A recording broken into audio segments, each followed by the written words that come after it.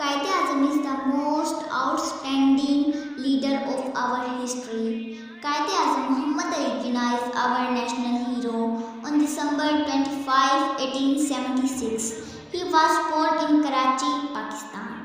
He traveled to England to study law after completing his early education. Quaid Azam became a member of the International Congress in order to free his country from English rule.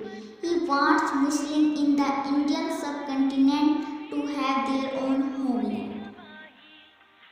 On the 14th of August 1947, he ultimately achieved Pakistan. He was Pakistan's first Governor General. He was a man of his words and the greatest spokesman. On September 11, 1948, he died and was buried in Karachi.